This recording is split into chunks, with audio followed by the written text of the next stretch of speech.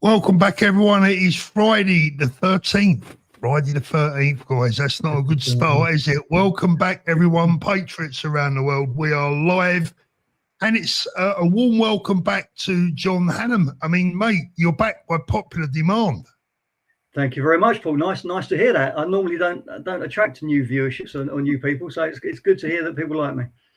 So, John, good evening. And it's one of my regular guest, Momus Najmi. Momus, good evening. How are you, my friend? I'm good. That was a really good intro song, by the way. It's like leading up to the live stream. I was enjoying that. It's not bad, I was enjoying that. It kind of gets you in the mood. Now, there's a space missing underneath me there, but what that's for tonight is that's for the chat. So I want to try and involve everyone as much as we possibly can. And later on, if we got time, I might even invite a few guests on tonight. We'll see how it goes. Now, look, the big topic of the evening is going to be that amazing video from Rafe Heidelmann-Koo, a man I respect immensely, part of the New Culture Forum, friends with the late, great Peter, who I met once. I was fortunate enough to meet him once, and, you know, what a guy he was. He actually produced what I classed on my stream before as the best ever video that I've seen in this space. But Rafe come up with a video yesterday that I think runs it a close second. So we're going to be watching that together a little bit later on. But before we do, just quick breaking news here. The headlines on the Daily Mail, just before we go live, was Trump sends in the Marines. Trump is set to deploy 5,000 Marines into Hormuz tinderbox as boots on the ground fears grow. Momus, any thoughts on that? Do you think that we're gonna see boots on the ground in Iran? I don't think it's a good idea personally. Like they should have learned the lessons from Iraq and everywhere else. Like I think it's a good idea to bring down the Iran's regime, but I think so. But it's up to America. I don't think so. We should get involved with that. Boots on the ground is not a good idea. I think so. They need to solve the issues from within. You give them the help that they need, which has been helped, like keep on bombing the places, whatever, you know, take down the regime, weaken the regime. But from internally, they have to rise up. Boots on the ground, I don't think so. It's a good idea. The thing is, John, the IRGC, I mean, I don't know how big the Iranian army is, but from memory, it's absolutely huge, the Iranian army. So that would take an internal coup of some substantial efforts, wouldn't it, to get rid of the regime from within? I mean, I think I read that the IRGC alone, I think, is about 190,000 people. I think the rest of the army is close to 1 million. So it's a massive military force. My suspicion is that the Americans and the Israelis probably went into this thinking that Iran would roll over a little bit more quickly than they have, or that the people would rise up more easily than they have. And where are we now? We're 2.5 weeks in, and it's ongoing, and they haven't completely collapsed. And so the next logical step, I suppose, is men on the ground. But as Momus says, I'm not so sure that that's the greatest idea. I think the better idea is to find a way to encourage the people themselves to overthrow the regime. But how do you do that? It's not like they've got military might. It's not like they've got weapons themselves. And when you're facing an immense force like that, what do you do? It's suicide if you ask them to go and fight. So it's a really tricky situation, because we all want to see that regime overthrown. We all want to see democracy restored. But how do you do that without a proper full-out war? Yeah, and it's not just the internal regime, internal troops as well, which Iran has. They have proxy ones as well in Hezbollah, and like, you know, in Pakistan and Afghanistan, they have all those people who are going. I mean, it's better to let them implode, to be honest, as weird as that might sound, because they're running out of money. They can't keep on paying their goons forever. So, you know, boots on the ground, it's just 5,000 is going to become like this, going to become a cycle of like 10 years again, making the same mistake. So I think the concern is for the Iranian people. I mean, when we talk, you know, I think you're right, guys. I think that the hope was that the Iranian people would overthrow the regime from within. But the problem is, I mean, if we come back home for a moment, and it's a rather silly analogy, but it's an analogy, however you want to take it. people talk about overthrowing this Labour government, but you can't. Even if you go out on the streets, you get arrested for protesting. Well, in Iran, they don't just arrest you; they shoot you. Yeah. So it's not as easy as just going out there and overthrowing the regime. I mean, if they've got 500,000 men that are going to be loyal to that regime, or at least even if they're not loyal to it, they're scared of being executed for desertion.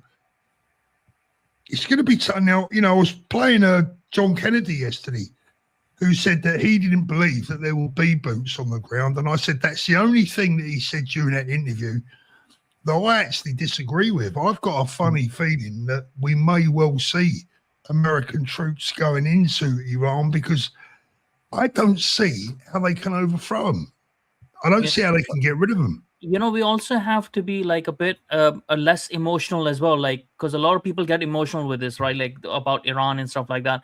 I mean, ultimately, they have to resolve their own issues, to be honest. And if America is doing it, they're not doing it out of the goodness of their heart. There's nothing these bigger countries do out of the goodness of their heart, right? They have something to gain, so they are doing it. So we should not get caught up in what their benefits are going to be from this, right? Like, I mean, we are not getting any good oil deals from there. America is going to get it, or whatever the other benefits of controlling the area would be for them.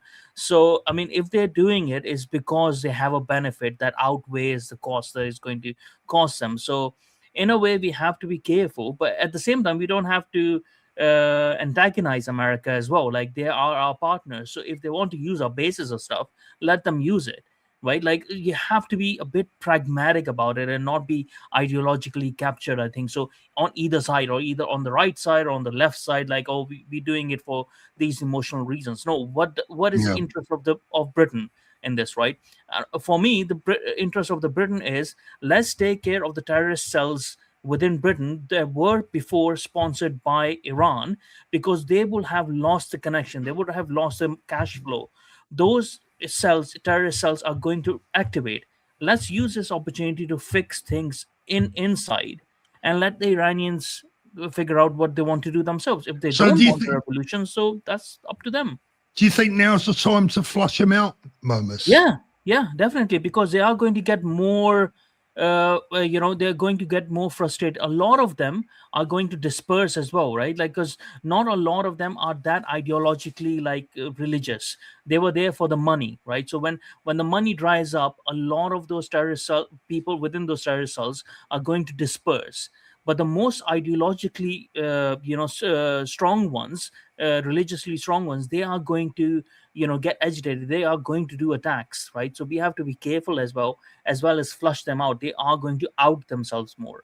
Use the opportunity to clean house, I think so. Yeah, John, do you think that puts us in bigger danger? I think the problem is, I don't think there's any sign that our entire state is willing to do that. And I'll give you two examples. The news broke, I think, yesterday or the day before, that on February the 12th, I think it was, lots of our officials from the Foreign Office and Home Office went to an event at the Iranian embassy to celebrate and commemorate the revolution in 1979. Now, that was at a time when they'd already killed tens of thousands of their own people. Our state apparatus, our Foreign Office, parts of our government are going along and shaking hands and putting arms around shoulders and having drinks and eating and drinking with the very people that are slaughtering their own people. And I'll give you another example as well. My football team, Roman Abramovich, bought Chelsea Football Club many years ago. And then when we fell out with Russia, when the Ukraine war started, we were really, really quick to completely sanction anyone to do with Russia. We forced him to sell the club. We sanctioned all of his accounts. We sanctioned anyone of a Russian nationality's accounts in this country. Yet it's come out again that I think one of the sons of Khomeini owns 11 properties on Bishop's Avenue in Hampstead. And we haven't sanctioned them. We haven't prescribed the IRGC. So our state could do so much more, but we show absolutely no sign of being willing to take the steps that we need to take. And that's really positive. And I think that's why the Americans are so fed up with us as well, because it's all very well not joining in the military effort, but we're not even doing the efforts around administration or finance or sanctioning people at all. We're just not doing it. I mean, it's very well put, actually. I think so. We are not, Britain is not getting involved into this war for the wrong reasons. right? Yeah. They're not doing it because they are in cahoots with the Islamists, and that's the problem. Like it's very good actually, because I was saying like what should happen, but John has said like what is actually happening, right? Like what should happen is not going to happen because of our government, and it's not just the Labour Party, by the way, it's the Conservatives as well. Have you seen the recent video of Cameron? How he was from 2009. I saw that. Exactly, like he was saying like how he wants to change all the elites and put in Muslims in charge and stuff like that, and it's all of them. They're all in cahoots, from the monarch to the last bit, right, and to the Reform Party these days as well. It's very scary times that they could actually get rid of these or flush these terrorists out, but they're not willing to do so. Yeah, and they're not siding with America because of the wrong reasons, not because of the British reasons, not because of what's in the British interest, but what is in the interest of their Muslim votes. Yeah. See, I'm kind of in the middle, when I've often said in the past, I don't want to see British soldiers dying for anyone else other than Britain, right? I don't even want to see them dying for Britain, but you get what I mean, right? I don't want to see our boys and girls fighting anyone else's battle. But on this occasion, I mean, when you look at the way Iran has sponsored terrorism for years now, more, half a century, it must be now, right? I mean, when was the Shah overthrown? Was it 79? 79. Yeah. 79. So it's many, many years now. This one is about as good as it gets as far as the cause is concerned, but people have got, long memories when it comes to what happened in Iraq, etc., Afghanistan. John, where's your line here with the help that we offer America? Should there be a line? Should we just give the Americans whatever they want, or do you have a line? What's your own personal view? You've always got to have a line. I mean, listen, we all want to help. If you bring it back to your own personal life, when you've got a mate and your mate's in trouble, you want to help them out. But there's a point at which you look at them and go, well, actually, mate, what you're doing there is probably not quite the right thing. So I'll give you my backing, but only up to a certain point. So I don't think British troops should be involved in this. I don't want to see our troops being put in danger, getting killed for this. I don't really want to see American troops doing that either. But at the same time, I do think we should have been much more forthcoming in allowing use of our airfields, use of our bases, use of Diego Garcia, use of Cyprus. And we should have been prepared. I mean, the fact that it took us 10 days to clean the toilets in our warship before we could send it off to Cyprus was frankly so embarrassing. And I think that's part of the problem. I don't think we're owning up about how degraded our military is. I mean, our special forces, SAS, SBS, the Marines, the Paras, etc., are probably still very capable of holding their own. But from an equipment point of view, from a ships, from a planes, from a tanks point of view, we just can't hack it anymore. We're done. And I think that's part of the problem. I think that's probably why we're holding back, because we know we'd probably last about 2 weeks. Momus? I think so. Like, we can't even solve the problems of the 40,000 or plus terrorists on our watch list, right? Like, our elites are scared of them. Our establishment is scared of them. That's why they keep on appeasing the bloody Muslims all the time with anything that happens, right? And we are talking about going into Iran and fixing their problems, when you are not going to stop the terrorist cells by attacking Iran or putting boots on the ground. It's a snake with many heads. It's not just gonna go away because you kill Khomeini or you kill one person or you kill Osama bin Laden or kill all of that. The only way that we can actually deal with this is by exclusion of that ideology from within our borders, and for them to solve this in their own lands. So as far as the help that we should give Iran, because it helps us in the long run anyways, should have been just attacking their regime, making them like discoordinating them, stopping their boats, stopping the oil from then selling the oil to China so that they don't get any weapons, because most of the weapons they've got are from China in exchange for oil, and China has actually sold them duds as well, which is very funny. But stopping all of those things, all of that flow, right? And then let the people in there deal with it, because we have also to remember there are many different ethnic conflicts within Iran. There's the Kurds who are going to come in and who are the most organized militarily, right? And then there's the Iranians themselves, and there's the Persians, because it's a different ethnicity. There's people who are the communist people within Iran who are trying to make a comeback. Reza Pahlavi, or whatever his name is, I keep forgetting. He doesn't have any people inside. He can't coordinate. There's a lot of people who have support of him, so there's nobody inside to coordinate that. But they have to figure it out. We can't be going on and fighting other people's battles. There's other areas in the world that have issues. Should we go and start doing that? It's not our responsibility when we can't even protect our children, when we can't even protect our girls for past 40 years being groomed by these Pakistanis, when we can't even control our own borders over here from these illegals coming over here. Why are we even talking about Iran, right? Why are we even talking about Ukraine? Why are we talking about those things before fixing the problems over here? Right? Like, it's sort of like, I don't have any money in my bank, but I'm going in overdraft to give money to other people. That's stupid. Absolutely.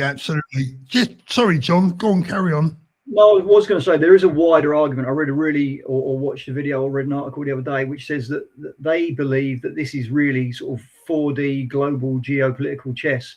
And if you go back a few months, America took out Venezuela, and Venezuela is the most oil-rich country on the planet, far more even than Saudi and those countries. And America effectively now has control of the Venezuelan oil supply. And Venezuela sort of was secretly one of the biggest suppliers to China and other countries of oil. So the Yanks have taken them out, and now the next biggest supplier again to China and to Russia of weapons, of drones, of oil, etc., is Iran. And so what this article was arguing was actually the reason, yes, they'd quite like to change the regime, but actually the bigger reason that they keep it secret is that it's geopolitically, it damages Russia, it damages China, and it cuts off a lot of their supply, and that's the reason they've done it, and that they're just pretending it's about Iran being a horrific regime. More power to them, more power to America to do this, because I'd rather have America as a global superpower than China or Russia. But then again, more power to them. That's their game to play. We are in no position to even play 2D chess over here, so we can't even play 4D chess with them, right? We have to understand what we're doing, who are we right now and where we want to go. It might be there's a great past over there, but Britain is not that at the moment. We have a lot of issues to fix in-house. We can be sympathetic. We can think about international relations. In contrast to international relations, yes, we would like to take down this regime. Yes, we would like to get rid of Hezbollah. Yes, we would like, but we can't do it personally, right? Even Saudi Arabia is not personally attacking those countries right now. Pakistan is not personally attacking if they need to sort out their region, they need to do it. America is doing it for its own personal gains and to secure its superpower, which is important for us as well, because America has to remain the big dog, right? Because in the West, there's nobody else, right, apart from America. They need to do this. So all the power to them, but let's fix our problems, I would say. Yeah. Let me ask you guys a question. Do you think that this was instigated by the USA, or do you think it was instigated by Israel? Who do you think the driving force behind it is? I think so. I personally think so. I would understand if Israel is on this case all the time, because they have an existential threat, right? And that's in their best interest. Good on them for keep on doing that, right? But America, I don't think so. America would get involved just because Israel wants it to get involved, right? I think so. America would have a lot to gain, and he would be like, okay, so we have a partner right now who is very willing to help us, and Israel is their boots sort of on the ground, their local intelligence and stuff. So let's take advantage of it. And they also waited. They waited for a very good point when Afghanistan and Pakistan started fighting, right? The next day they started attacking Iran, right? So they were waiting for Pakistan and Afghanistan to be a bit busy as well, so that, because there's a lot of this 60 or so million Shias in Pakistan who are really religiously motivated, who are more Shia than the people in Iran, who support the Khomeini more than the people in Iran. Those 60 or so million, they would like want to help as well. So it is like, I think so. It's America playing their game, and they rather people think that it's Israel, like, driving them, because they have to also sort of garner or maintain their America first support as well. Because if they put their boots on the ground, Trump will lose a lot of support, and he should be very careful in doing that. Yeah, I think it's a 50-50 mix, to be quite honest. I mean, as Momus has said, obviously there's something in it for America, but at the same time, when you look at the distinct possibility of Iran developing a nuclear weapon, I mean, wow, that is some threat. And America and Israel obviously would be first in their sights, wouldn't they? Charlie, thank you very much. Hey, Paul, big love, brother. Get Starmer out now. Linford, thank you. Boots on the ground, Paul. The Islamists will be defeated 100%. Mega, long live Trump. Regards, Linford. Thank you very much, Linford. Appreciate that, mate. Should we get into our video that I want to play tonight? Rafe Heidelman-Koo, great man, friends of the late, great Peter Whittle, New Culture Forum, released a video yesterday that was really, really hard hitting. I felt every now and again a video comes along and you think, wow, he's really, really nailed it there. And this video was one of them. Now, it is 9 minutes long, but we don't need to play it all. And what I'm going to ask the guys to do is, if they want to sort of interject at any time, just put your hand up and then I'll pause the video and you guys can come in and make your comments on that. Let me just get this 1 second. Sharp Bite, thank you. Iran needs the regime changed. If they don't, the Americans will have to strike Iran every few years. Boots on the ground will be a shit show. I have a feeling, it's just my gut feeling, that if America do put boots on the ground, that would give the Iranians the courage and the potential possibility of being able to come out themselves. But we'll see. We'll see. It could backfire a lot as well. It could backfire. It could. Yeah. It could backfire. Right, let's get into this video. Rafe Heidelman-Koo. I'm going to just remove the chat off the screen whilst we play this. Party must now be recognized as a deeply sinister and dangerous organization, a party which takes the side of any foreign minority or nation except its own. The Labour Party despises Britain, its culture, its history, and its people. What the party has now done is to embed the primacy of its Islamic voting bloc into law by resurrecting blasphemy laws, but for one religion only. In so doing, it has formalized the Islamo-leftist pact now reshaping the country. This is incredibly serious. If you want to know the path on which we are headed and that we are bequeathing to our children, look at Lebanon, look at the Balkans, and above all, look at Iran. Do not say you were not warned. This week, Labour finally unveiled its new Islamophobia definition, which it rebranded as anti-Muslim hostility. This intentionally vague and confused piece of text will target prejudicial stereotyping of Muslims, treating them as a collective group defined by fixed and negative characteristics with the intention of encouraging hatred against them, irrespective of their actual opinions, beliefs, or actions as individuals. That's the quote. Is this about criticism of Muslims as a group or as individuals? It's really not clear. Nor does it make sense. Muslims are a group defined by their belief in the teachings of Islam, beliefs that many Britons reject and deem harmful and dangerous to our society. Are we free to say so? Nobody seems to know.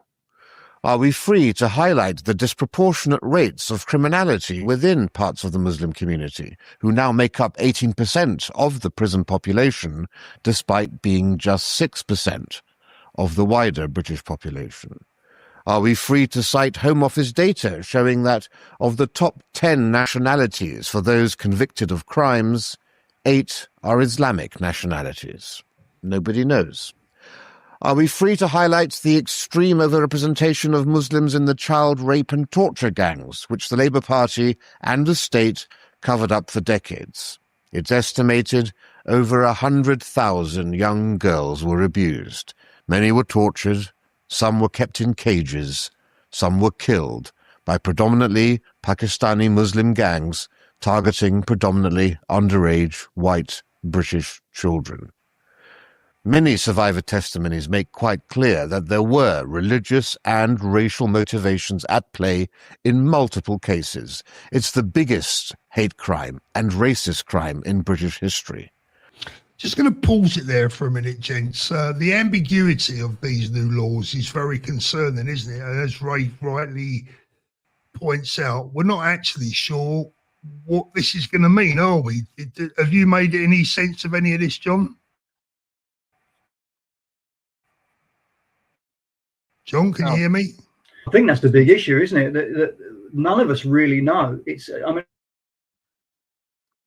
read the definition of fake, and it's a bit concerning because literally us sitting having this conversation tonight potentially could be contravening a lot of the hostility.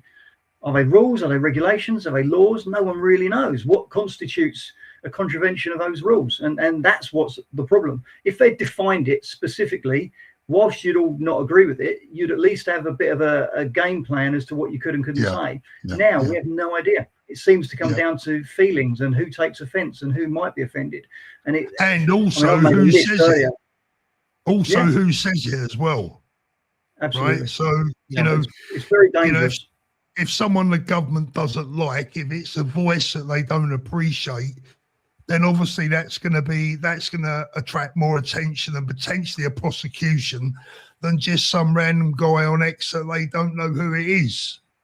But I think so it's very important to note that this is not legally binding, that this is not a law. This is not within the law. This is an advisory, right? It's a non-statutory advisory. So it would not be upheld in court, but it is for the government to use it internally within all their public, departments and stuff like that, that will guide and help shape them their practices, which is going to be hostile to people who are against Islam, right? So that's what they're doing, but it has no legal bearing. So if they take anyone to court and if that person fights it, they will win against any of those things. So this is why I think it's a political ploy that they have done, because the Green party has been taking away their vote to please the Muslims, but it has no legal bearing, but it will make a lot of people's lives difficult. But how long will it? Literally within 24 hours, you had two of the Muslim MPs, independents, standing up in Parliament, and one of them asked, okay, so what sanctions are going to be placed on any MPs that say anything in Parliament that can be construed as anti-Muslim hostility? Now, you're allowed to have free speech in Parliament. You're allowed to say pretty much what you want, but they're already standing up demanding sanctions against MPs based on this. So they are going to try and push it further. So you're absolutely right. It's not legislative at the moment, but they will push to try and make it that. Yeah, absolutely. And that is where it's going to be that is actually the good thing, because that will reveal them more and more and more. And people can see then, and Labour should understand. They won't understand, obviously, because they're idiots, but they should understand that, you're just giving them more and more rope. They're going to want more. They're going to want more. They're not just going to be pleased by this definition. They want it in law. They want it to be in the north that we heard, like those schools, they're not going to have any music or any art or anything that is whatever offensive to Muslims. So these are all advisories which those government people who are ideologically captured in that way, Marxists and communists and so on, they are going to use that to ramp up their attacks. It's an ammunition given by the communists to other communists to attack the conservatives. And who's when it's when we say advisory, who are they advising? I mean, is that the courts? I mean, this is the question. All the public institutions, local government, whatever, is going to be given to them, sort of a thing. So it doesn't really have to be law for it to affect people. It doesn't have to be law at all. Let's carry on with Rafe. Are we free to discuss this now? Nobody knows. The Labour Party's stalled inquiry into the grooming gangs has now been watered down. Under its terms of reference, it has deliberately refused to look into the role of race or religion in these sickening crimes and their cover-up. So what is the point, guys? If they're not going to look at race or religion, what is the actual point? John, we'll go with you first. I mean, why are they deliberately missing out probably the two most vital aspects of the grooming gang issue, and they're deliberately leaving race and religion out of it? I mean, it's absolutely insane. They're leaving it out of it because it's the smoking gun. Because I think they've identified this has taken place now in something like 55 or 60 cities and locations around the UK, and something like 75 to 80% of them are Labour-controlled councils, Labour-controlled constituencies, Labour-appointed police chiefs, etc., etc. And it has been covered up. It has been swept under the carpet. And if they go and examine all of these areas where it's taken place, and if specifically they examine the links to religion, to ethnicity, and to sort of demographics, then it's going to show that in many of those local councils and those local areas, who's in charge, who's running them, who's been elected. Like Momus mentioned earlier about the schools where they can't show certain artworks and they can't dance and they can't play music, etc., etc. The main one that has driven this is Kirklees Council. Kirklees Council is very heavily Islamic dominated on the council, and a lot of background has gone on there. That's where, do you remember the school teacher in Batley that was teaching at the class and then got driven out of school? Now he's still in hiding 5 years later. Him and his entire family had to leave their local area and have never been able to go back. That was Kirklees Council. So they absolutely don't want to examine the religious side of it or the ethnicity side of it, because it all leads back to the same point every time. Yeah, Momus, I mean, you got to say, you know, a cynic would say one of the reasons they don't want to discuss it is because it's going to implicate people closely involved with the Labour Party as well. Yeah, and it will affect their votes. So everything that Labour does and has been doing for a very long time is all about their votes. It's all about the power. They want to be in power. It affects them, right? They don't care about throwing their own people under the bus if they have to. You know, if it wins them some votes, they're going to you know, put whoever they want to under the bus. But it's about losing votes. And just like Farage of Reform, they have also decided that they cannot, you know, leave out the Muslims, right? They cannot alienate the Muslim vote for the future. So they are building their, like, this is what they're taking care of. They're taking care of the number one, they're taking care of themselves. But just like it happened in Iran a long time ago, they'll find out, like, once you give more power to the Muslims, and you are finding it out right now anyways, like John was saying, like how they're asking in parliament about more and more, you'll find out, like, once you give them more, they want to take all of it. And this is what we're seeing within the Green Party as well. You know, what's happened in the Green Party, they're completely been taken over by Islamist. You know, it is so funny, like, and it's gonna happen all over. I think so. Their main concern is hiding what their complicity and trying to maintain their Muslim bloc votes. That's their main aim, right? And overall, they cannot give a win to the people in this country, because whether conservative or not, then they would, you know, their whole ideology will collapse, that everyone is the same, all the cultures are the same, everyone wants the same thing, and we should have open borders, and that all collapses when you start seeing the stark differences of people from certain countries. You know, their whole ideology collapses, so they can't, they are doubling down more and more on this, and this will be the undoing.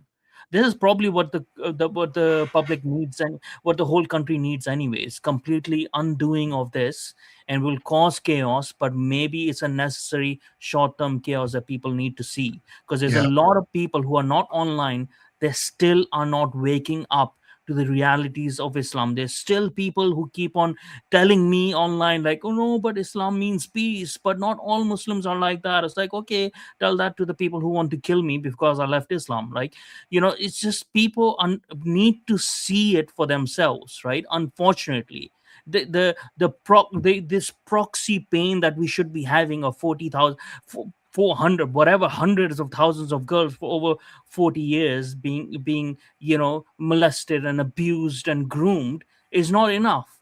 They have to go through this whole experience themselves to actually experience it, which is a shame.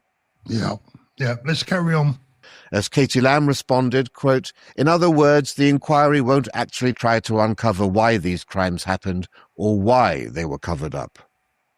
This follows on from Labour's chilling attempt to delete court archives recently, which only halted after public outrage. Protecting child rape gangs is now a key priority of the Labour Party and their supporters, or so it would seem. In London, a city formerly known as an English capital, the cover-up is still in full swing. Labour's Mayor of London, Sadiq Khan, pretended to know nothing at all about any grooming gangs in London. But we are now learning London has many such rape gangs, and it's simply inconceivable that Khan knew nothing about them. In fact, he saw some of these documents. When will he be held to account for what he has done?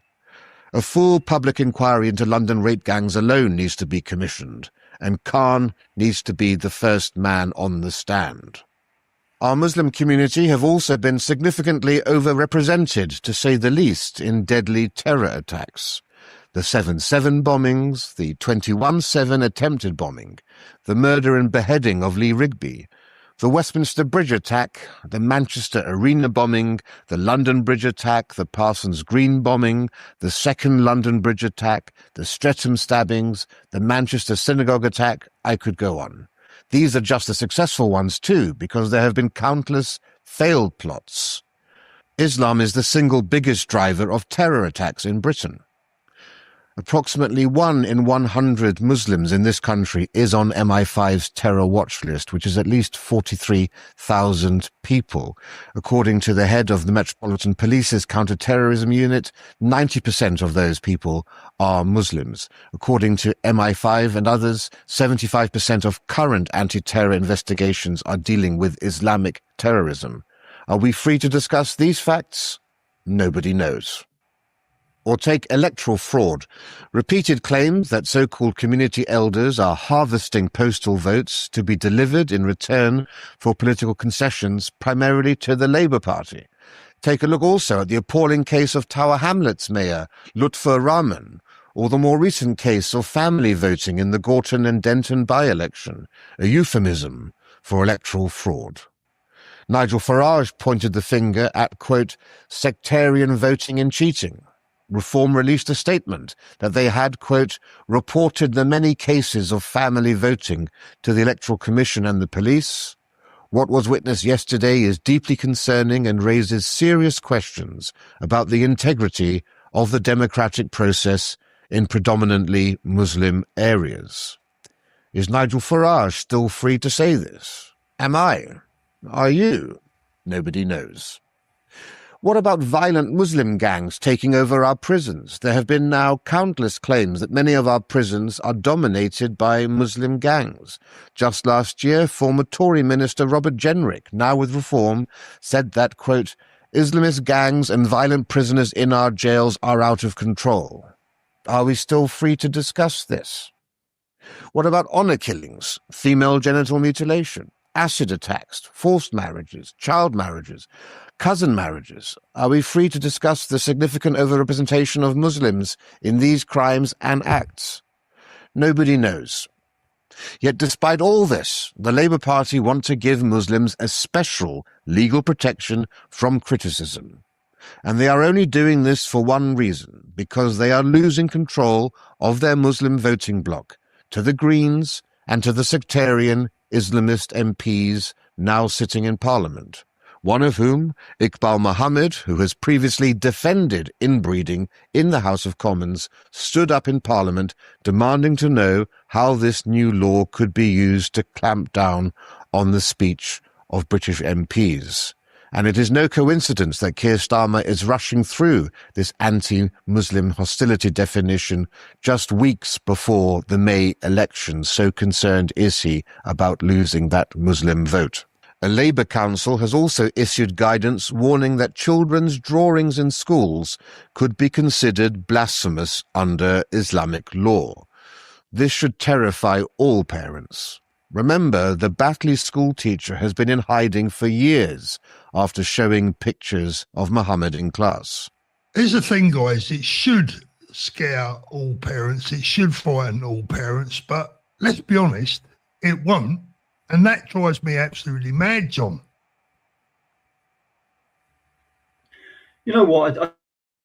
I think it's, unfortunately, people are just not aware. I mean, we probably are all guilty of falling down the rabbit hole. We spend probably far too much time on social media. We're forever scrolling through X. We talk to like-minded people. And so the more you go into this, the more terrifying it becomes, because all those things that Rafe has just listed, and I've got others on a piece of paper here, there's so much of it going on. And to give credit to these sort of Islamic groups, they're very, very, very clever. They've infiltrated every area of politics, a lot of the sort of academic environment, a lot of the media, etc., and they do it very carefully and very cleverly. And most people are just not aware. Parents are not aware. And if you start to try and speak to them about it, people are still very afraid of being tarred with this racism brush, this Islamophobia brush, etc.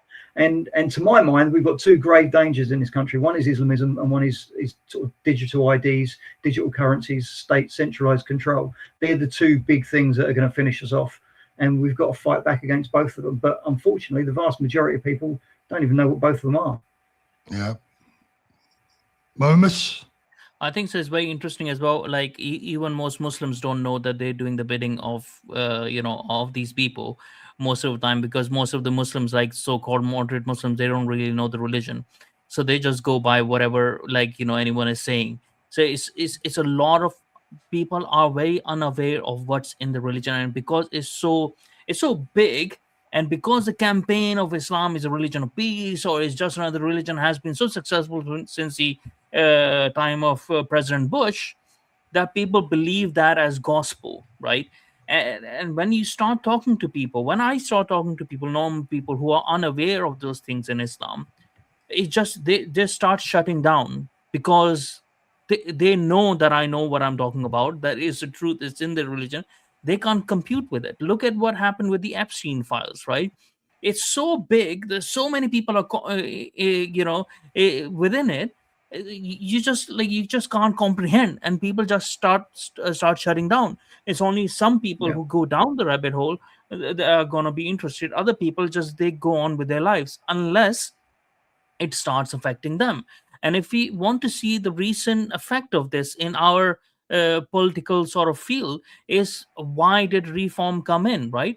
People were never going to vote for some party like Reform, but when their own pockets started getting affected, when people started paying too many bills and they start getting restricted in their daily lives, then they wanted to vote for a change, right? And obviously even then they're not voting for a proper change, because they're not really seeing what their policies are, what they're about. They're just doing a protest. Unfortunately, this is what happens. People do not see these things unless it personally affects them. That's the majority of the people. So I think so as well. People who are in the space as well have to come up with a new strategy of engaging those people, not with truth only, not with facts only, but with something more that will actually pull them over, right? For them to make them aware of these things, because we have to engage them. Otherwise, the only option that you don't have a peaceful option, then the only option then you have apart from that is a civil war. And you also have to remember, realize, like in civil wars, as you guys know, it's not the whole population that participates in it. It's usually like what in the American Civil War, less than 3% or so people were actually actively fighting, right? So you don't need the masses of people to actually do it. It's only small concentrated percentage, and the left has that, the Muslims have that, right? Like dedicated percentages of that. If we don't solve this through election, through peaceful means, this can go towards that. Right. And in that circumstances, because the political right is so divided, I don't know if the result is going to be what we're looking for. Yeah. Let me bring some guests in if they got some questions for the panel tonight. Julie, you're first. Good evening. Hi, Paul. Hi, guys. How you doing?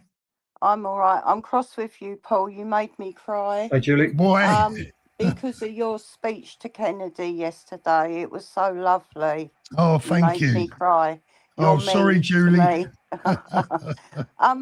It's a question for you, if you don't mind. I've got a friend who's a Muslim, and she said to me that she felt sort of threatened. She feels uncomfortable because of this speech thing that's going on and that. And I said, obviously I feel terrible for her, as you would. That's what a friend does. But I said, in some ways, I think that, like the British, the English have their self to blame for being too nice. Yeah. The Muslim people, like the decent Muslim people, the non-radicals, have themselves to blame in a way, because they're getting caught in the crossfire because they're not calling their extremists out. And like this £10,000 for mosques, to protect mosques, but only like £1,000, like 1K to protect British women, that sort of thing. Yeah. I said, also, you should be calling your MPs out. Do you think I'm being a bit too harsh? Was that question for me, did you say, Julie, or who was it for? For Mumus. For Momus. Yeah. Go for it. I think so. You're not being harsh. I think so. You're not being harsh enough, maybe at times as well, because it's very hard for these moderate Muslims to actually speak up if they remain within their parallel communities, right? Not even just moderate, whatever Muslims, right? If they remain within their parallel communities, because to speak up means you are ostracized from your whole society, from your whole community, even when you're trying to make reasonable arguments, right? Look at that YouTuber Lubna. I think so, Candid with Lubna, whatever her channel is as well. What's happened to her? How she's shut down, right? When I wanted to speak, and it's even harder for a woman, right? Like for a man, it's still somewhat like reasonable to do it. Like when I did it when I was in Pakistan and stuff, I had to basically disconnect with myself with the whole community, right? Like, 'cause, I'm not in connection with any of them, right? So it's very hard for the moderate Muslims or any sort of Muslims to speak up, which is why it's damaging for us not to have pathways for them to leave Islam, first of all, or create these laws which are in favor of the radical people within the religion rather than the normal people, right? Because these laws hurt the normal people more than they hurt anyone else, right? Because then they can't speak up. How can they speak up? How can they side with the with the enemy, so to speak, in their own communities and stuff? So I don't think so you're being harsh enough. And I think so if you really I think so this is something that everyone should do. If you really care about those people, about those Muslim people, then you should tell them to inspect their own religion, to self-reflect and stuff, because they are damaging their own souls by following an ideology that is all corrupting. So if we care about those people, then we should tell them to tough love. We should show them some tough love. So you don't think I was being unfair, but if they can't speak out because they're being ostracized from their own community, what's the way should they do? What's the way forward to them? Because they're sort of in an impossible situation in a way. Yeah, that's the thing. They are in a very impossible situation, but it's you can't really tell each one of them, okay, you leave Islam, because it's not that easy, right? Like, so the thing would be to, when they actually go out to vote, then stop voting for parties that are supporting Islamists, right? Stop voting for parties like Green Party or Labour Party. Make a change, at least a silent change. They can be part of the silent majority if they want to be, sort of a thing, right? But that's something, to be honest, that is something for them to figure out, right? It's again one of the sort of a thing like the Iran thing. They have to figure that out themselves. It should not be incumbent upon the British people. Exactly. They've had long enough, right? They've had long enough to suss this out for themselves now, haven't they? Yeah, I didn't mean leave their religion. I meant, like, call your imams out if you think that something's not right in the mosque. if the MPs are in Parliament, then like saying, oh, well, we want this and that, then maybe don't vote for them. Yeah, I mean, unfortunately, they can't call the imams out because the imams are going by their actual religion, right? So they they can't call them out. That's the religion they follow, and the imams are just following it properly. The Islamists, we call Islamists and radicals, they are the ones who are actually following the proper Islam, right? The people in Al Qaeda, Taliban, those people, they are the ones who are actually following the proper Islam. So they theologically they can't really argue with them. Okay, thank you for your time. Very when I difficult said one. that, I felt mean. I felt like a bad friend. No, I think you are, Julie. All the best, yeah. Thank you. Have a great weekend. Bye. Take care. All the guys. best. Let's have a little look. We got Linford up next. Linford, good evening, brother. How you doing? Linford, can you hear us? Hello, mate. Can you hear me, Paul? Oh, I'm very good, Linford. Have you got a question for the panel? Hope you're well, mate. Yeah, do you know what? I was just listening basically to everything that's being said. And one of the things I think really, and I feel really strongly about, is that I think that we have, and we should, put feet on the ground out in Iran. You know what? When we think about what all these Islamists have gone and done, you know, and the impact that they've had on our country and our women and our children, you know, I think that we have a right as a country to go out there, you know, and stand our ground and to do what's right and to help defeat these Islamists that must be defeated. What's your opinion on that, guys? John, I'll let you go first on that one, mate. I listen, I understand the feeling behind it, Linford. I understand where you're coming from. And from I suppose from a purely moral point of view, I sort of agree, but I've got to look at it from a practical perspective. And I don't think we're going to be able to achieve very much. I don't think, other than losing an awful lot of our men without really gaining very much, I don't see that much is going to come from that. Our army is so weak now, our forces are so weak, our supplies in terms of ammunition and weapons and tanks and vehicles and everything else is so limited that we could only do that as a sort of a supplementary and backup force to the Yanks and to maybe the Israelis. Yeah. Do we really want to do that if we're not going to get much out of it? So I totally sympathise with where you're coming from, and I absolutely understand what you're saying on a moral perspective. But I'm very much a realist, and I don't want to see our men and women killed, throwing their lives away, unless we absolutely 100% know that we're going to win. And are we really going to cause that regime change? Are we really going to help to overthrow this regime anytime soon? Or are we just going to get drawn into another protracted 7-8 year Iraq-Afghan type situation? And that's what my concern would be. Well, I hear you, but we ain't going to be going in alone. We're going to have numerous other countries with us, you know, and I don't feel that will be the case. Yes, in wars, people die, you know, and I'm not saying that we won't lose people, but I don't feel that we'll lose the amount that people are worried that we will, because we're not going in alone. Depends how under-equipped they are. When you say you're not going in alone, realistically, you're only going to get the French and Germans and the Dutch and the Canadians and stuff. And they're not up for this. They're not going to provide people on the ground. It's only going to be, it would only end up being us, possibly some Aussies and the Americans and the Israelis. That would be it. Yeah, and I think that'd be enough. I'm not so sure. Okay. Yeah. I think it would be enough, personally, but I'm not keen on spilling our blood on foreign lands. I mean, the only thing I would say, Linford, is, you know, like I said earlier on in the show, you know, they have been sponsoring terrorism right across the world for many years now, and it's about time they were firmly put in their place. Momus, any views on that? I would say, like, we don't have that many boots, like, to fight them anyways.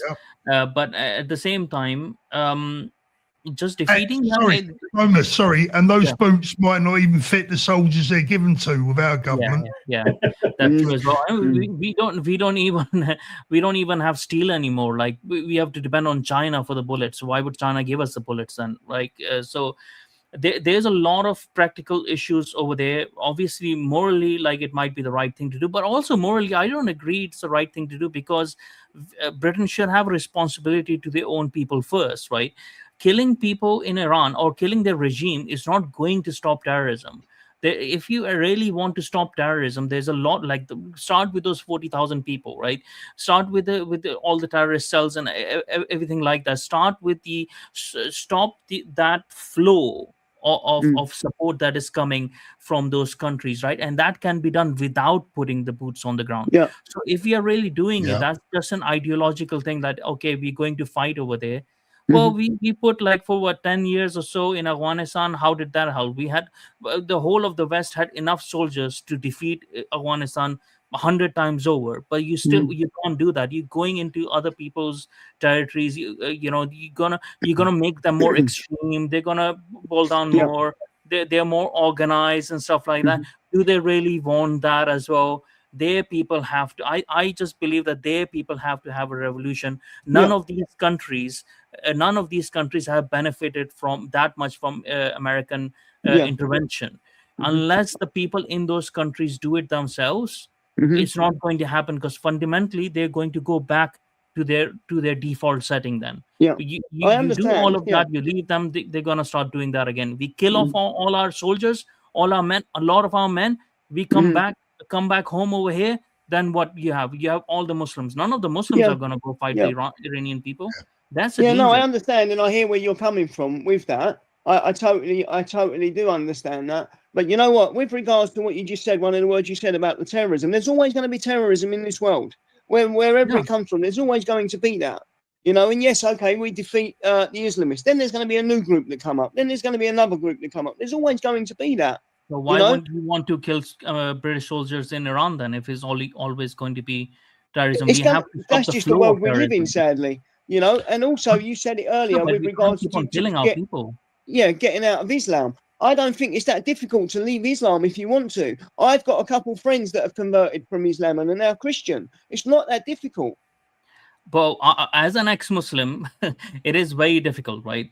It's not that easy, especially when you're brought up in a religion all your life, right? And you are not in the Western country as well. When you are in countries like Pakistan or those areas. I was born in Kuwait. I lived in Pakistan for like 10 years or so. It's not that easy when everyone wants to kill you because you leave the religion, right? But morally, it wasn't the hardest thing to do, because morally, when you face it, you're like, okay, no, you have to leave the religion. But it's not that easy, because you lose all your family. Even your father, your brother, everyone of your family is instructed to kill you if you leave Islam. So it's not as easy as we make it out to be. It depends on every person's own situation, their family situation, how strict their own families are, how strict their extended families are. Then it's difficult for women compared to men, and so on and so on and so on. I want everyone, all of them, to actually leave Islam. I want them to accept Christianity, and this is why I want us to create pathways for them to be able to do it and have the protection, so that but it doesn't mean that it's easy. Nothing is easy when you have to make such a decision in your life. And you're correct, because the one thing that has happened with them is that their families have disowned them. You're 100% correct with that. Yeah. Linford, thank you so much, brother. Always good to see you on the chat there. Have a great weekend, mate. All the best to you. Let's have a quick word with Jack before we're going to bring in the excellent Raoul.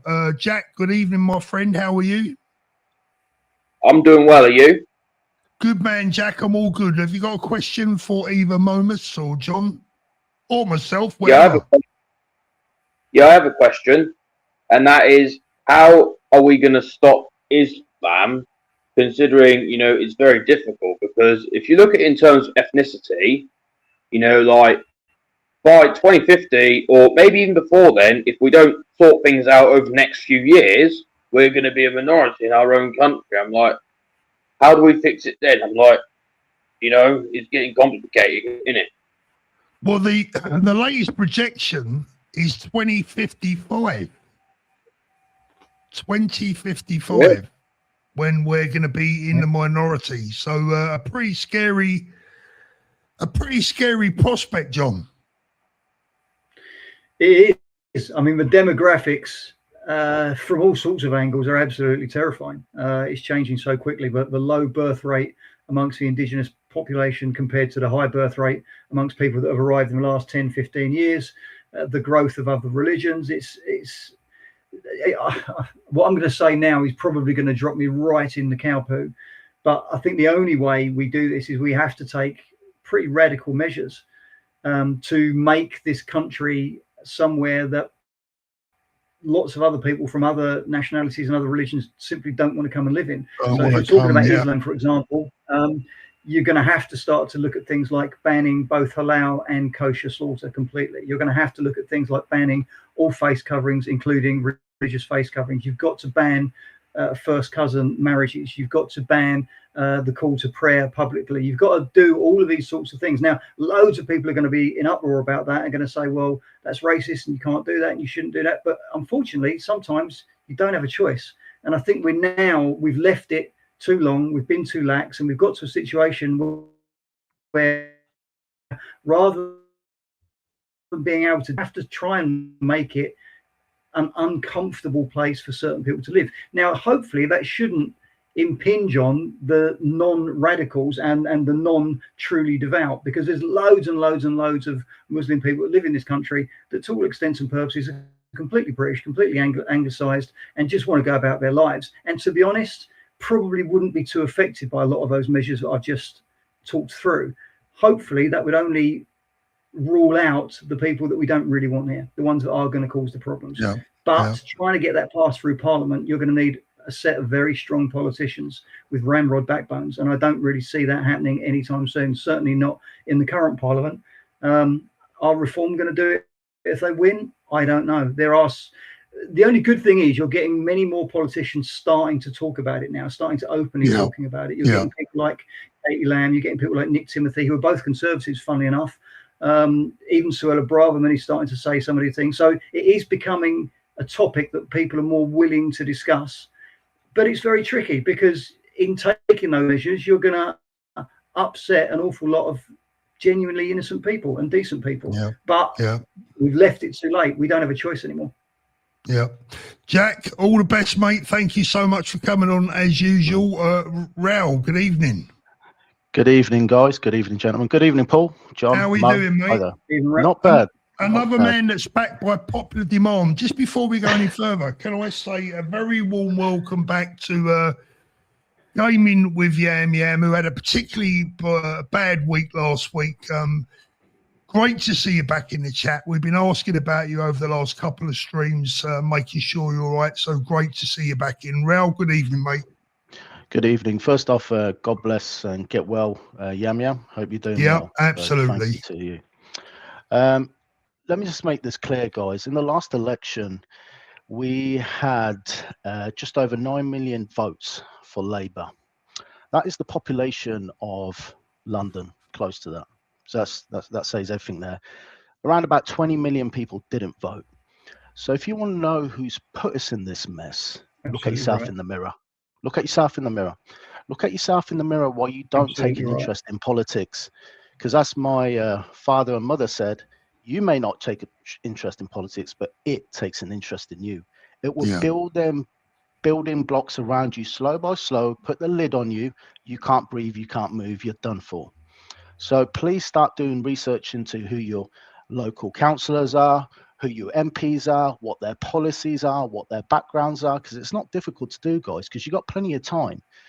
Sit on your mobile phones after work, watch Love Island and all that nonsense. So if you've got that half an hour, just do a bit of research, you know, once you've dealt with your families. So I hope that helps there. Because what it tells me of state of society, we haven't improved. And I agree with John, I agree with Mo, I agree with you. You've said it before as well, Paul. A lot of society is still stuck in this. If I'm okay, I live in Leafy Green area, it's all right where I am, I'm fine. I work in the office. The office is a good sort of thermometer of understanding what people are viewing and what they're saying. I'm still biting my lip and surrounded by people who are saying, I thought the lockdowns were great. You know, what's the problem here? You know, I don't see an issue. Well, when you start speaking to them, they live in leafy green areas, and I don't want to bring race in it, but I will. 99% white middle class folks. You know, I live in an area that's very mixed, you know, so that when the white working class people see struggle, it's because a lot of them are in mixed areas, and we get on, but we'll have pockets of problems. So what I'm trying to say is society isn't fixing up, and I think I don't think it will for a long time. You got to remember, when we talk in these digital platforms and so on, a lot of these people are still getting their information from the mainstream media, the BBC, the Sky News. They want that quick information. They don't have time to digest it, and so on. Let's just look at the Manchester Denton vote that we had. 20% of people didn't come and vote. What were you doing? What were you doing? You look at the last London mayor vote. Where was the rest? There was about 40% of people never came out to vote, and they worked it out. If that 40% came out, Khan wouldn't be in power.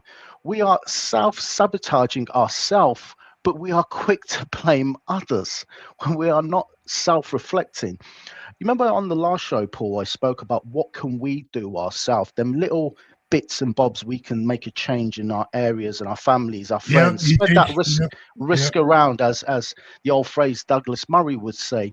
I was watching a clip from Samuel Leeds, who's the business property guy, and it was a fantastic clip. I'll tell you what change he made. There was a church in his local area in Warsaw. He brought it. And he said, no way is this changing into a mosque. No way is this turning into something else. He said, this is going to be rent-free. It's going to be a church in the name of Christ. And it's going to go back to that energy. It's going to feed people. It's going to house people. That's the sort of changes we make and make that community. So when people are hostile to us, we push back with things like that. We make areas. We turn areas a lot bigger into towns, villages, cities, etc. So these are the things we can make change into. Just touching on to the anti-Muslim / Islamophobia, it's so vague you don't really know what it's really going to be. This is there for two fronts. This is there to, there's an aspect where the Labour lot really don't give a damn about the Muslims. It's about covering their backside, because I'll be honest, Muslims are very tactical in how they vote, and they're very tactical and combative in remembering things. Look how historically 1400 years they remember the wars with the Jews. Do you think they're just going to switch off today and just remember, oh, Labour didn't back Gaza? No, Labour can push this through. But on the other switch end, the Muslim vote overall is going to be like, thanks for that, appreciate it, but we're going to still vote independently, or the Greens over here.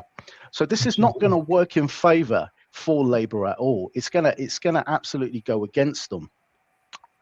The concerns are not just the wider population between us and so on. Concerns are with other organisations. So, as you know, Paul, I keep on banging on about this. I'm a Sikh fella. There you go.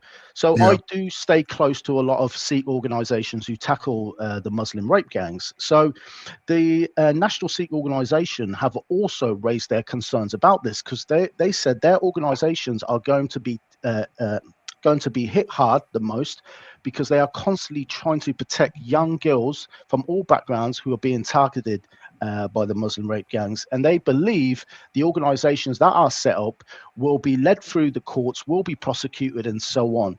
Because it's like Mo and John said, what does this bill really mean? What does it actually mean? It's so vague in so many different ways. But I don't know what you guys think about that, but I do believe overall, I think society does need to wake up quick. I think John nailed it on the head. It's not one thing that's going to repair this. You've got so many different cultures coming in and growing, and religions are growing, and traditions and behavior and customs. You can't just say, well, let's just get rid of Islam and that's it. Well, how about this, and this over here? How do you deal with this? So over to you guys. Thanks for your time. Really appreciate it. Thank you. I can't hear you. We've lost you, Paul.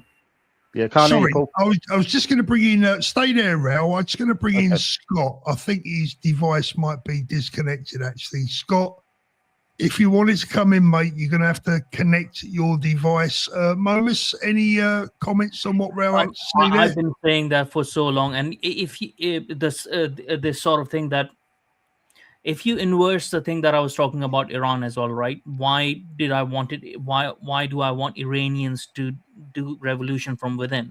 Because unless the people who are of that country revolt, no actual change happens, right? We can't expect on other people in Britain to actually bring change. The people of this country, the native people of this country, they have to take an interest in it. They have to come out and they have to bring the change, and not just change in political ways. They have to bring out change in their neighborhoods. They have to, parent their kids better, right? They have to look after, the elderly better, people around the area. They have to clean their streets and stuff. There's a reason why I'm a member of SDP, as Paul, because of these sort of principles and stuff that should be there. Nothing is going to happen unless the people of this country realize that they are in existential threat. They are in real existential threat, and only they can stand up to for their own interest and for their own rights, and to preserve that. Nobody else is going to do that, right?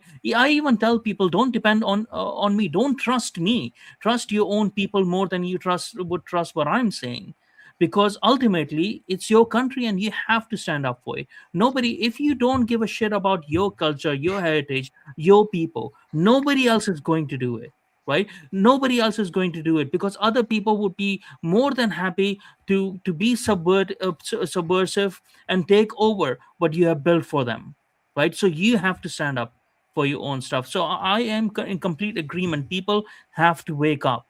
And you can't wait for everything to go down to shit before you wake up. You can't 100%. wake up when there's a civil war.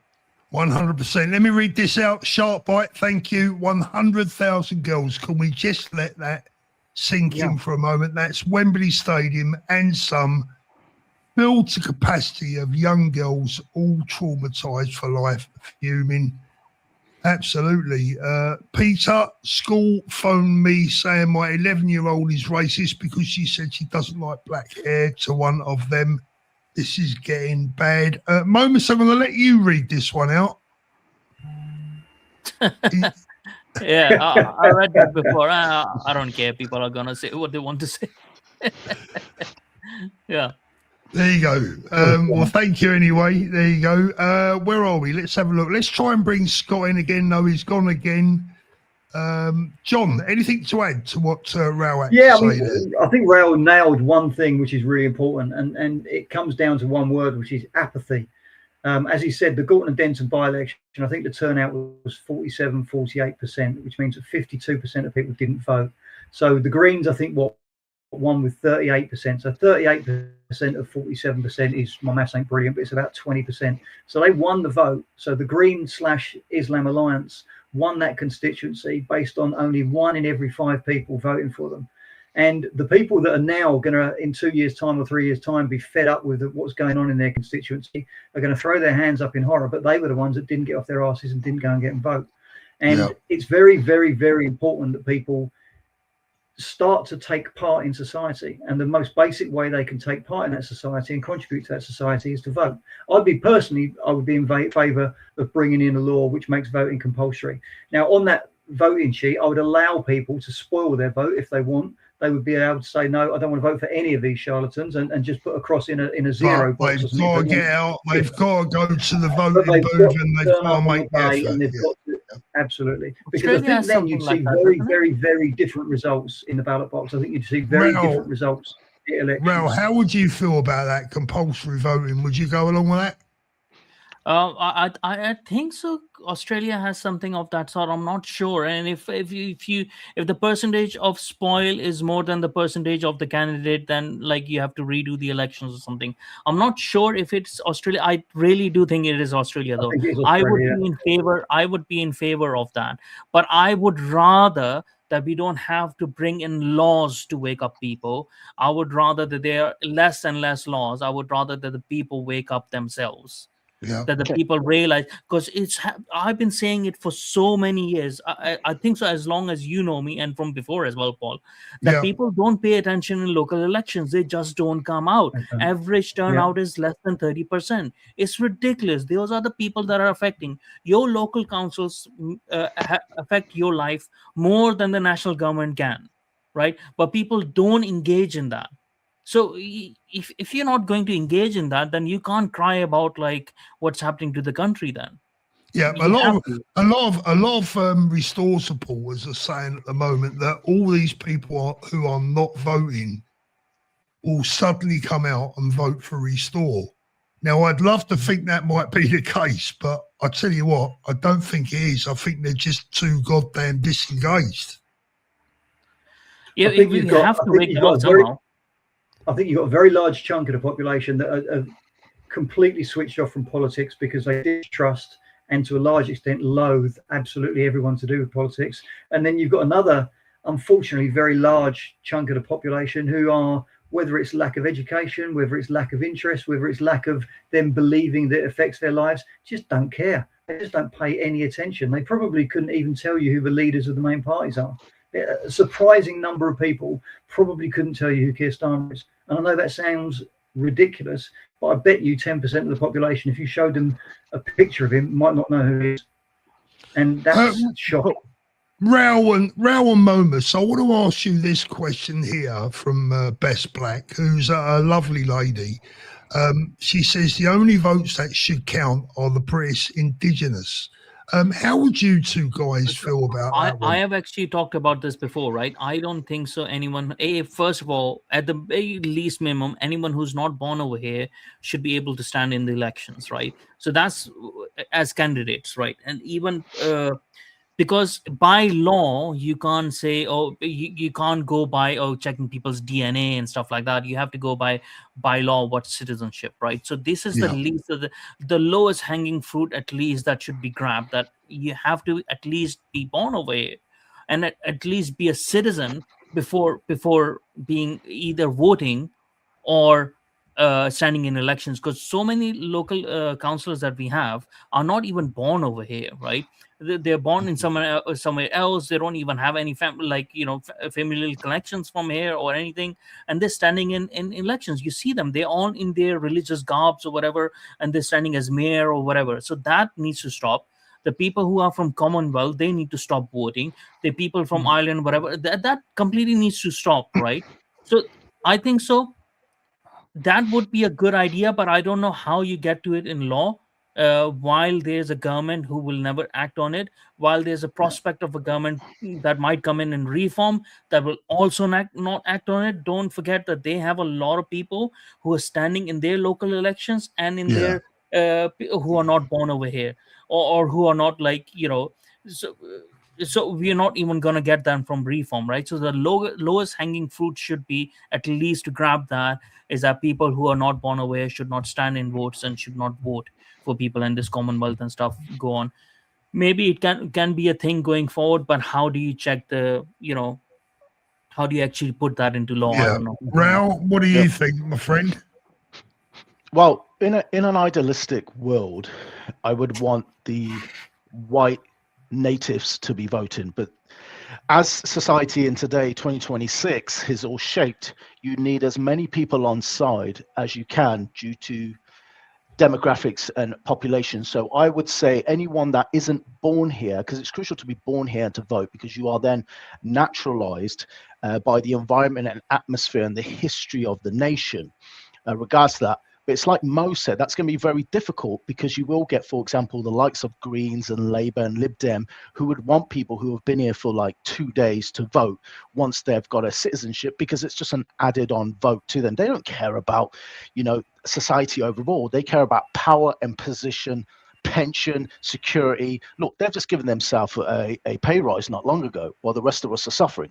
So idealistically, my view is very similar to Mo's, which is that if you are born and naturalized here, you should only vote. Why? Because you are then you've taken in the pill of the environment, atmosphere, and the history of what this nation is. So you have a better education and understanding to what you're voting for, instead of, let's be honest, Mo, you'll understand this.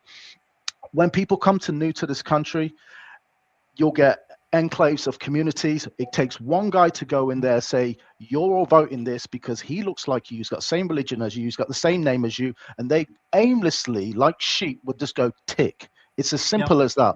So you need to remove that, and this is one of the ways to remove it. The problem is, it all comes down to implementing it, but talking about it is a great fire starter. But can I just touch on something, guys, if you don't mind? The change of demographics and the new law going to be coming in is anti-Muslim law. For example, we're talking about banning halal, which I agree, and some people say we shouldn't ban kosher. No, I think to ban halal, you have to ban kosher, because you're going to get very unstuck when they say, oh, you're only banning this and you're not banning that. You are put into a corner very quick, because it clearly looks like you're targeting a group of people. No, what you're really doing is you're targeting an ideology and a cultural custom, not the human being. Because if you remove the human being from being a Muslim, look at Mo, beautiful gentleman, and there's many more out there. That's clearly the human being is not the problem. It's the ideology and the custom and the tradition it brings with you. So banning both is very important. But I'll give you an example. I don't know if you guys saw on Talk TV with the Sikh gentleman and his wife. His restaurant was targeted because he put as a sign, we don't proudly sell halal. Now as a Sikh, Sikhs are not allowed to eat halal or kosher or any religious slaughtered animal, because it's demonic, it's in a false god and a false scripture. So that is just a taste of things, guys, that can come into society as these people become more emboldened and don't get their way. So yeah, that's it really. Thank you. Excellent, Rel, as always. I'm just looking through the chat there, guys. Busy night in the chat again tonight. Thank you so much, Gaming with Yam Yam. Lovely to see you back. Sadly, we have at least 30 years to go back to fix, which will take decades to do so. We will be at least 50 years behind, then start being great again. Yam Yam, lovely to see you back. Keep your chin up, my friend. Gents, another great show. We're an hour and 21 minutes in. I am an hour ahead of you guys, and I'm feeling the pace tonight. So, Ralph, thank you so much for coming in, brother. Look forward to seeing you again soon. Let's have a little look there. Oh, hold on a minute. Thank you. John's disappeared. Cheers, Ralph. All the best, mate. I think John's lost his internet connection, I think. Momus, pleasure having you on again, brother. Thank you for coming on. Great show. Really appreciate it, mate. Right, everyone, have a lovely weekend. Thank you so much, and we will see you all again soon. Take care. See you guys. Look after those beautiful children, as always.